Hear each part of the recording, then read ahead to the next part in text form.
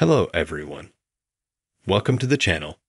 In this video, I will show and tell you how to hide an application from the application library on iPhone. Please subscribe to the channel. Write comments. Watch this video to the end. Let's get started.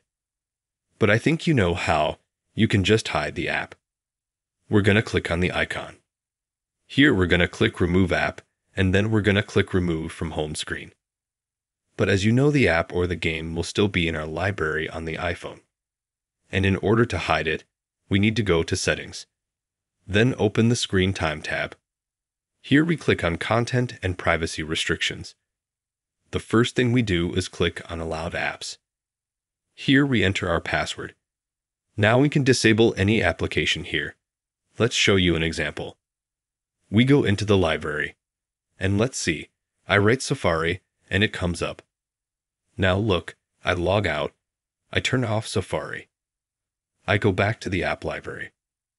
But you can't just close a particular app like Instagram or YouTube just like that. So you can only Safari, Mail, Face ID, Camera, and so on. For this, you can go here, Content Restrictions. Enter the password again. Click App Clips. We're out. Here we click here again, here, Content Restrictions, and click on Apps. And then we can put, like, 4 pluses here. This means that any apps for children over the age of 4 will be hidden. So if it's an app over the age of 17, it will be available. That's the way to do it.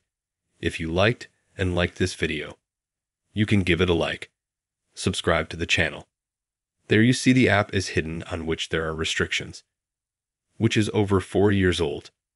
If I switch to this setting, it should appear. If you liked this video and helped me, I'll be very happy. Thank you all for watching. Goodbye.